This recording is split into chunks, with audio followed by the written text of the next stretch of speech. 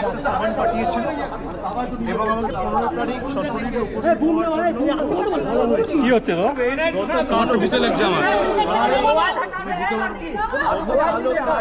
জিজ্ঞাসাবাদ করেছে এবং বিগত দিনে কেসে আমাকে শেষ ডাকা হয়েছিল 2023 সালের নভেম্বরে। আমি তখনও এসেছিলাম, তার আগে সেপ্টেম্বরে ডাকা হয়েছিল, আমি তখনও এসেছিলাম। আমাকে দিল্লিতে দুবার ডাকা হয়েছে, আমি গেছি, আমি সিবিআই এর অফিসে গেছি, সব মিলিয়ে প্রায় 10-12 বার কেন্দ্রীয় তদন্তকারী সংস্থাদের সামনে উপস্থিত হয়েছি। আমার সামর্থ্য অনুযায়ী যতটুকু সাহায্য সহযোগিতা করা, যেগুলো তাদের জ্ঞাতার্থে আনার প্রয়োজন, যে প্রশ্নগুলো আমাকে করেছে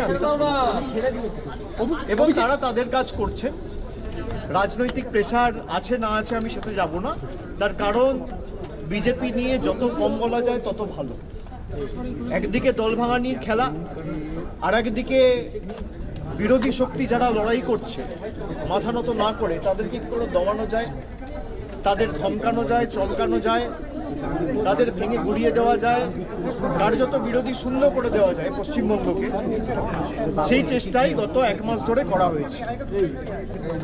প্রথম দিকে এসআইআর এর নাম করে উপযুক্ত ভোটারদের ভোটার তালিকা থেকে নাম বাদ দেওয়া, কাউন্টিং ভেন্যু থেকে বল প্রয়োগ করে অন্যান্য দলের রাজনৈতিক কাউন্টিং এজেন্টদের বার করে দেওয়া, তারপরে পোস্টপোল ভায়োলেন্সের নামে কি তাণ্ডব লীলা চলেছে আমরা সব জায়গায় দেখেছি। বিরোধীরা যাতে বিরোধী দলনেতার স্বীকৃতি না পায় সেই নিয়ে ষড়যন্ত্র, কনস্পিরেসি, দল ভাঙানো, এমপি ভাঙানো, এমএলএ ভাঙানো, এইসব করে কোনো লাভ নেই।